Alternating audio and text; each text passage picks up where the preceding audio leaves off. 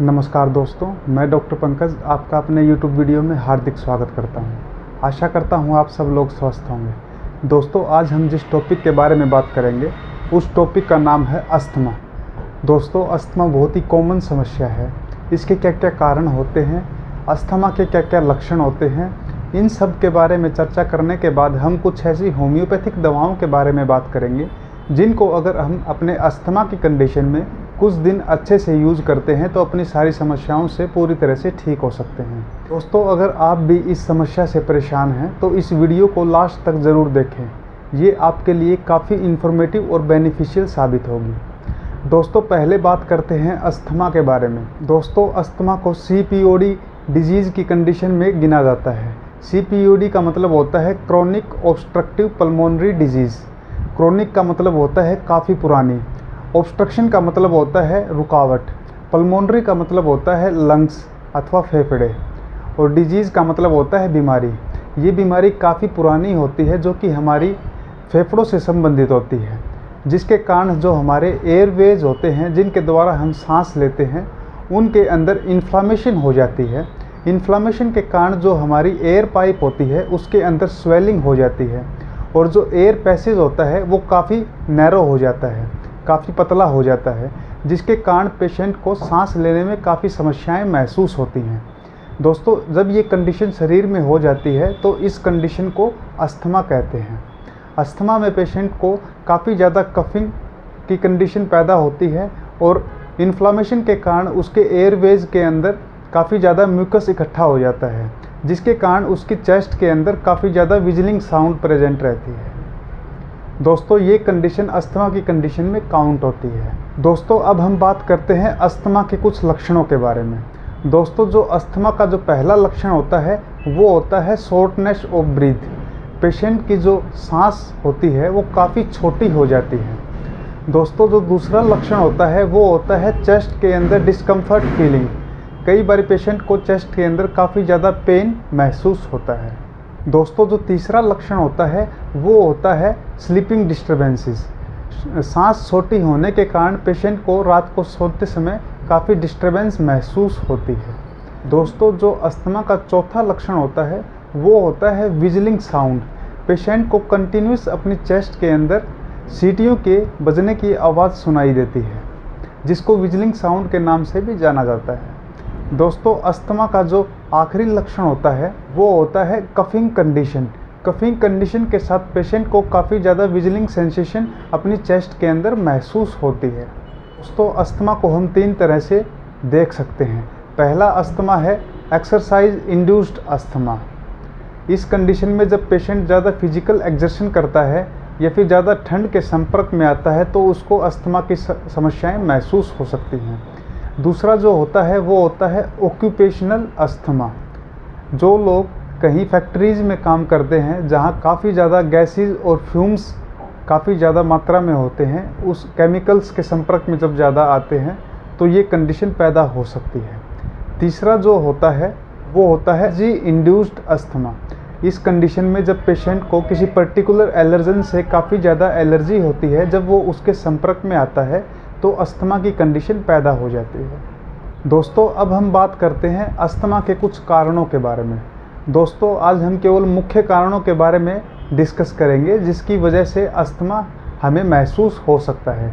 दोस्तों, जो पहला कारण होता है वो होता है एयरबोर्न एलर्जेंस। जो हवा में जो एलर्जेंस घूमते रहते हैं, जब पेशेंट उनके संपर्क में आता है तो पेशेंट को अस्थमा की कंडीशन महसूस हो सकती है। दोस्तों, जो दूसरा कारण होता है वो होता है रेस्पिरेटरी इन्फेक्शन। जब पेशेंट को रेस्पिरेटरी ट्रैक्ट में कोई इन्फेक्शन हो जाता है तो उसके कारण भी अस्थमेटिक कंडीशंस पेशेंट के अंदर उभर के आ सकती हैं। दोस्तों, तीसरा जो कारण होता है वो होता है फिजिकल एक्टिविटी। जिन लोगों को अस्थमा की कंडीशन महसूस होती है, जब वो ज़्यादा फिजिकल एक्सर्शन करते हैं तो उसके कारण भी अस्थमेटिक अटैक काफ़ी ज़्यादा बढ़ सकते हैं।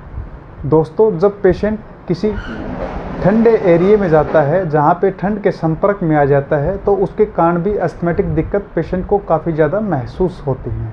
दोस्तों, जो अगला कारण है वो होता है कुछ पर्टिकुलर मेडिकेशंस, जैसे सर्टेन बीटा ब्लॉकर्स या फिर एस्पिरिन या फिर एनसेड्स मेडिसिन का ज़्यादा उपयोग करने से भी अस्थमैटिक दिक्कत पेशेंट को महसूस हो सकती है। दोस्तों, जो लोग ज़्यादा इमोशनल स्ट्रेस लेते हैं उन लोगों के अंदर भी अस्थमैटिक कंप्लेंट काफ़ी ज़्यादा देखी जाती है। दोस्तों, जो अगला कारण होता है वो होता है GERD की कंडीशन। जिन पेशेंट्स को गैस्ट्रोइसोफेगियल रिफ्लक्स डिजीज़ की कंडीशन प्रेजेंट होती है, जिसके कारण उनका जो खाना है वो फूड पाइप से वापस आता है, जब लोग इस कंडीशन को महसूस करते हैं तो उन लोगों में भी अस्थमा की कंडीशन काफ़ी ज़्यादा देखी जाती है।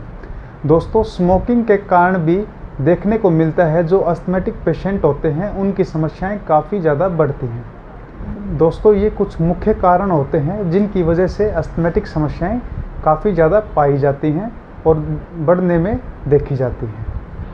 दोस्तों, अब हम बात करते हैं कुछ ऐसी होम्योपैथिक दवाओं के बारे में जिनको अगर आप अपने अस्थमैटिक कंडीशन में कुछ दिन अच्छे से प्रयोग करते हैं तो आप अपनी समस्याओं से पूरी तरह से ठीक हो सकते हैं।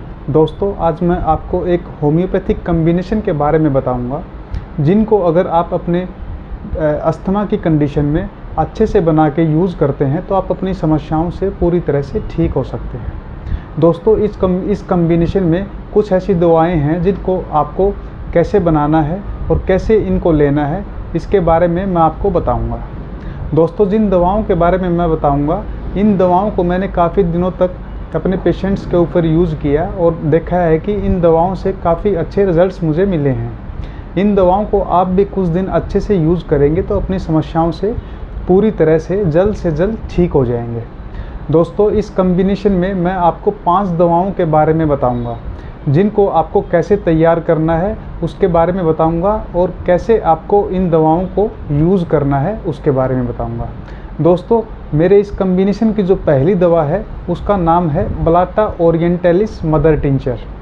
दोस्तों, ये अस्थमा के लिए बहुत ही मुख्य दवा है और ये अस्थमा के केसेस में बहुत अच्छा काम करती है। दोस्तों, ये चेस्ट के अंदर होने वाली विजलिंग साउंड को काफ़ी ज़्यादा कम कर देती है और अस्थमा के कारण आने वाले कॉम्प्लिकेशंस को काफ़ी तेज़ी से कम करती है। ये इस कम्बिनेशन की पहली दवा है। दोस्तों, इस कम्बिनेशन की जो दूसरी दवा है उस दवा का नाम है लोबेलिया इन्फ्लाटा मदर टिंचर। दोस्तों, ये भी एक मुख्य दवा है जिसको आपको मदर टिंचर फॉर्म में लेना है। ये अस्थमा के केसेस में जो कफ की कंडीशन पेशेंट के अंदर पैदा होती है उसको काफ़ी तेज़ी से घटाती है और जो कंप्लेंट्स अस्थमा में महसूस होती हैं उन समस्याओं को भी काफ़ी ज़्यादा कम करती है। दोस्तों, जो इस कम्बिनेशन की तीसरी दवा है उस दवा का नाम है एस्पिडोस्पर्मा मदर टिंचर। दोस्तों, जैसा कि आप लोग जानते हो, अस्थमा का पेशेंट जब अस्थमैटिक अटैक से जूझता है तो उसको काफ़ी ज़्यादा सांस की समस्याएं महसूस होती हैं, उसको काफ़ी ज़्यादा ब्रीदिंग के अंदर शॉर्टनेस महसूस होती है, पेशेंट को चलते फिरते टाइम काफ़ी ज़्यादा सांस चढ़ने लगते हैं। दोस्तों, ये एक मुख्य दवा है जो पेशेंट के अंदर सांस चढ़ने की समस्या को काफ़ी तेज़ी से कम करती है और अस्थमा के अंदर काफ़ी अच्छे रिजल्ट्स देती है। दोस्तों, जो चौथी दवा है उसका नाम है पोथोज मदर टिंचर। दोस्तों, जो पोथोज मदर टिंचर है ये भी अस्थमा के केसेस में काफ़ी ज़्यादा यूज़ किया जाता है और ये इस कम्बिनेशन की चौथी और काफ़ी ज़्यादा इफ़ेक्टिव दवा है। दोस्तों, ये उन केसेस में यूज़ की जाती है जब पेशेंट को किसी डस्ट वाले एरिया में जाते ही अस्थमैटिक समस्याएं महसूस होती हैं। डस्ट एलर्जी में ये काफ़ी ज़्यादा प्रिस्क्राइब की जाने वाली दवाओं में से एक है। इस दवा का भी अस्थमा के ऊपर काफ़ी अच्छा इफ़ेक्ट देखने को मिलता है।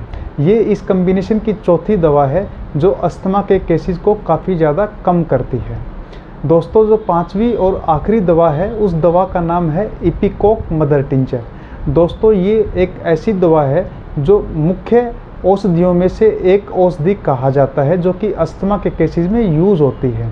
दोस्तों, जिन लोगों को काफ़ी सालों से अस्थमा की कंडीशन प्रेजेंट है, अस्थमा के साथ साथ पेशेंट को नोजिया और वोमिटिंग की समस्याएं भी महसूस होती हैं, जो पेशेंट GERD की कंप्लेंट से परेशान रहते हैं जिनके कारण उनको अस्थमैटिक दिक्कतें महसूस होती हैं, तो उन केसेस में इपिकोक मदर टिंचर को भी यूज़ किया जाता है। दोस्तों, ये इस कम्बिनेशन की पांचवी और मुख्य दवा है।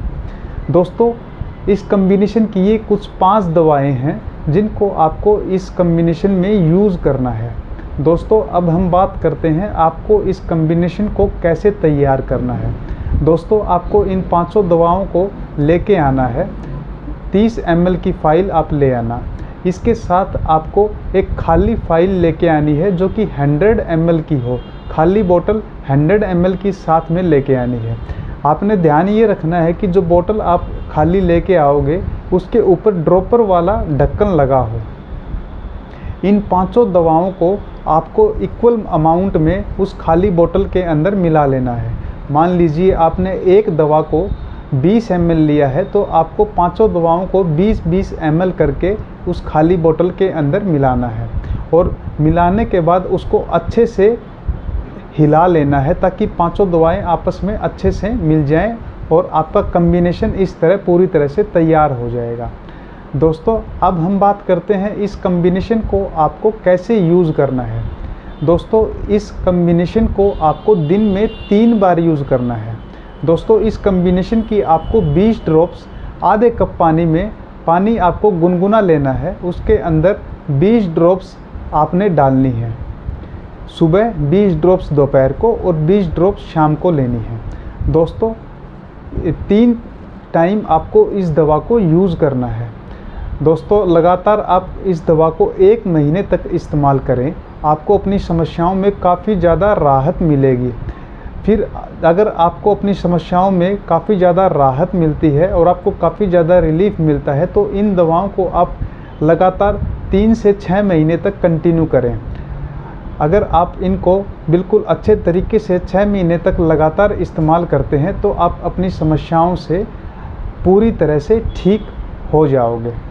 दोस्तों आशा करता हूँ ये वीडियो आपके लिए काफ़ी इन्फॉर्मेटिव और बेनिफिशियल साबित होगा। दोस्तों इस वीडियो को ज़्यादा से ज़्यादा शेयर करें ताकि जो पेशेंट इस समस्या से परेशान है वो इस वीडियो को देख के अपनी समस्याओं से ठीक हो सके।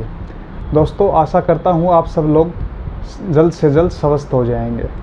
दोस्तों अगर आपको मेरा वीडियो अच्छा लगा हो तो वीडियो को लाइक करना बिल्कुल ना भूलें।